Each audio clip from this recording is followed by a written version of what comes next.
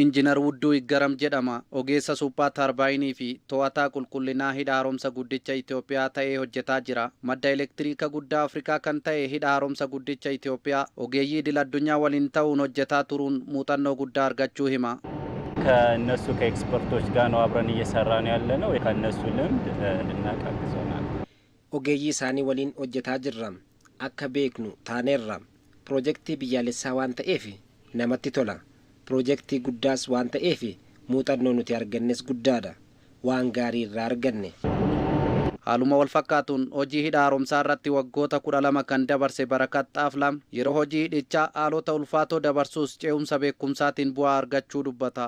ብዙ ማሽን ኦፕሬተር ይሆናል ባለሙያ ይሆናል ማለት ሲመጣ ምንም ማያቅ ባለሙትን አሁን ላይ ባለሙያ ኦፕሬተር ማሽነ ባዬ namoonni ta'an jiru wayita dhufu kan homaa hin beekne amma ogummaa gonfatee ogeessa ta'ee jira muuxannoo asii argateen yeroo itti aanu ogeessa of danda'e ta'uu ni danda'a hidhicha irratti hirmaachuunis nuuf gammachuu guddaadha.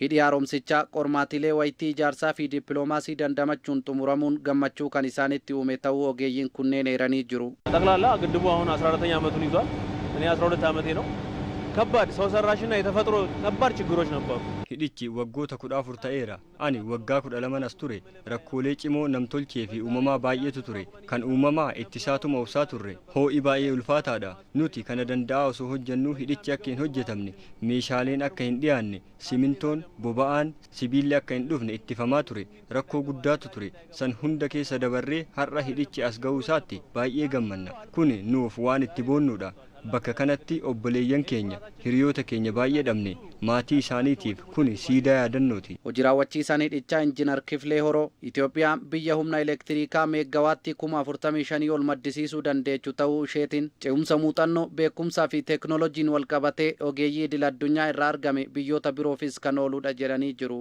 ይሄን ዕውቀት አሰባስቦ ለሀገራችን በራሳችን አልፈንም በአፍሪካ ምድርም beekumsa kana walitti fiduun biyya keenyaa fi ardii Afrikaaf dorgomaa akka taanu kallattiin kaa'amee hojjetamaa jira.